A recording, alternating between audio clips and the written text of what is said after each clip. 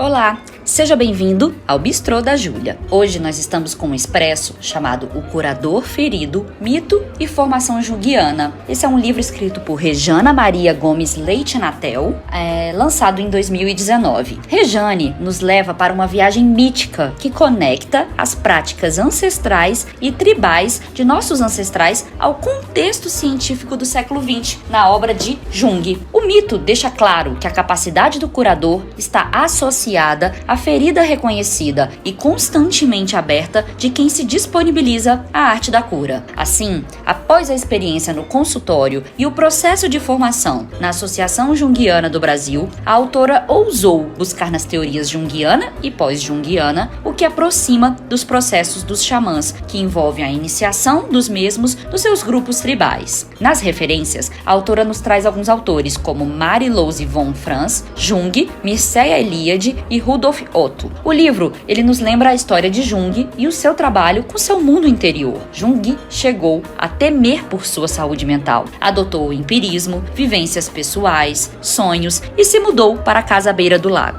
Estudou ciências, antropologia, astronomia, mitologia, sociologia e religião. Logo, podemos fazer essa referência aos sonhos premonitórios e o trabalho dos xamãs. Mas é preciso cautela com a imagem do curador, com o complexo materno, o risco que se corre ao adotar uma imagem materna e de educadores, uma tendência a exercer esse papel pelo não aprofundamento da teoria Jung, além de alinhar e ter conhecimentos sobre o que é identificação do que é psicossomático e do que é físico na atuação com seus pacientes. É importante ter informação com base intelectual, percepções da realidade, sensações, para observar o seu paciente e intuição para compreender as manifestações do inconsciente. Também nos ajuda a entender que o universo simbólico de um mito, o curador, sustenta uma imagem, mas o que determina o status de xamã ou analista junguiano está calcado em um aprofundamento em suas técnicas e simbolismo. Podemos então entender que a aproximação dos dois processos se dá num universo simbólico, contido no inconsciente coletivo do mito do curador sacerdote. Esse chamado normalmente ocorre de forma a modificar a vida do sujeito e trazê-lo a uma experiência estática, pelo sofrimento ou por meio de visões, sonhos premonitórios ou doenças iniciáticas. Quando se vivencia as alterações da psique com os 3 T's de terror, temor e tremor, inominável e indescritível é um dos adjetivos para transmitir essas experiências. E é por meio desse retorno, em busca de si mesmo, que há um contato com o nosso Deus interior, ou deuses, e que direciona a nossa trajetória de vida. E é por meio dos nossos processos e a tomada de consciência deles que pode ser formada a individualidade. O inconsciente coletivo é, em suma, ao longo da história da humanidade, um sucessivo acúmulo de experiências, vivências que a cada comunidade tem um sentido e uma simbologia, mas o afastamento dessa vida simbólica nos despersonaliza e nos afasta do centro organizador da vida psíquica, que é o si mesmo. Para os terapeutas é imprescindível que mergulhem em um processo de autoconhecimento que é necessário para atuarem a serviço do outro. O respeito e a experiência são fundamentais para que se obtenha um arsenal cabível na cura dos pacientes. Além disso, não precisamos correr sozinhos o risco da aventura, pois os heróis de todos os tempos a enfrentaram antes de nós. O labirinto é conhecido em toda a sua extensão. Temos apenas que seguir a trilha do herói, e lá onde temíamos encontrar o abominável, encontraremos um Deus. E lá onde esperávamos matar alguém, mataremos a nós mesmos. E onde imaginávamos viajar para longe, iremos ter o centro da nossa própria existência. E lá onde pensávamos estar sós, estaremos na companhia do mundo todo. Essa é uma frase, um pedaço de Campbell, porque a gente faz uma referência ao mito do herói quando a gente tem um trabalho do curador ferido, sendo na verdade o mito do herói a fase inicial, que é aquela do escolhido. Fala-se que o xamã é um ser que sabe lidar com os demônios e deuses. A possessão é tomada como involuntária ou incontrolada, e voluntária quando há o seu controle.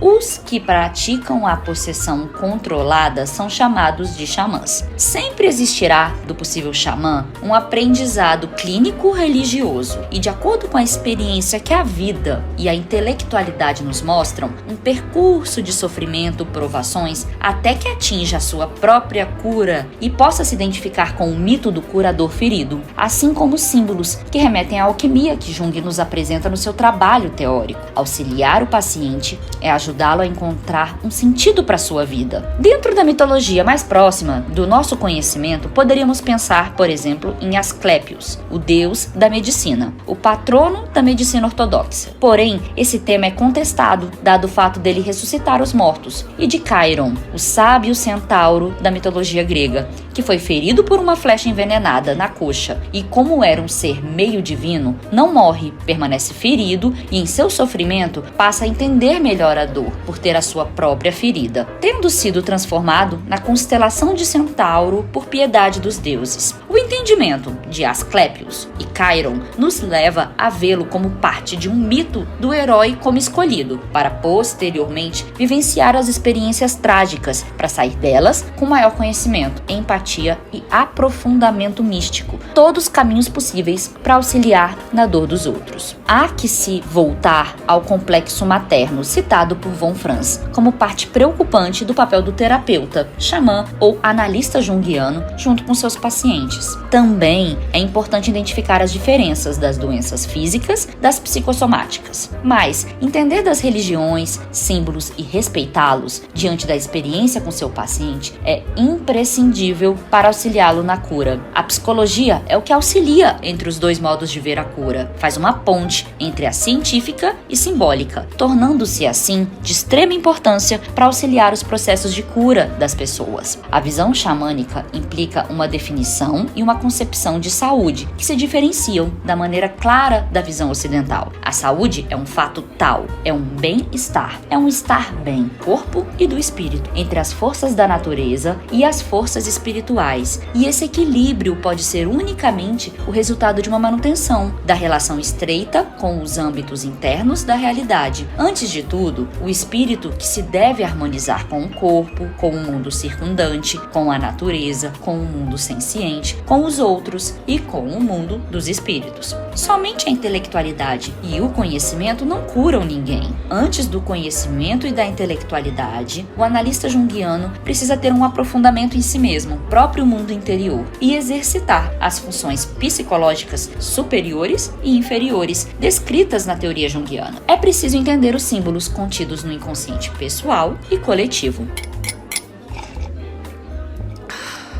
Só podemos oferecer ao outro aquilo que já possuímos. Nos processos de formação do xamã, existem as etapas: chamado, iniciação e aprendizado. Para o terapeuta ou profissional de saúde, a sua jornada com o paciente é a cura do seu paciente. É a cura dela, seja física ou psíquica. Então, o que se deseja é o restabelecimento da saúde do mesmo, o bem-estar e o seu retorno à vida cotidiana. Quando uma pessoa tem a perda da alma, o que ocorre muitas vezes é uma neurose que se estabelece para afastá-lo da dor. Então, tanto o xamã quanto o terapeuta ou analista junguiano pode fazer é trazer o processo à sua individuação, onde o paciente volte a si mesmo, e o curador torna-se um meio, um mediador para esse retorno, esse restabelecimento do outro ser. O que encontramos no mundo xamânico são pessoas que possuem a mediação com o mundo dos vivos e dos mortos, por meio dos rituais, simbolizados por músicas, instrumentos musicais, indumentária e demais símbolos que permeiam as experiências ritualísticas. O xamã pode ser escolhido por hereditariedade ou por experiências com sonhos e doenças. Mas é importante entender que existem aqueles que trabalham para o bem e para o mal. Seria, afinal, negligente não citar tal situação no meio dos humanos, onde vivenciamos xamãs que se empoderam e perdem o discernimento do poder, onde deixam pacientes, grupos, pessoas enfraquecidas, dependentes, vivenciando o medo ou a manipulação, para que não sejam fortes e donos das suas próprias vidas, das suas escolhas e dos seus caminhos. O mitologema central traz o homem ferido, meio homem, meio Deus, que ao curar-se, passa por meio da sua dor e sofrimento a capacidade de curar a dor da humanidade. Na mitologia grega, Asclépios e Chiron, como em outras, é aquela que por sua dor e sofrimento deu um sentido e significado às suas experiências, tendo acesso direto com as divindades desse sistema mitológico. É buscar no nosso inconsciente mais profundo, se afastando do eu, todas as reflexões, conexões, explanações de sonhos e símbolos, para ao retornar à vida egóica, trazer para a consciência os conteúdos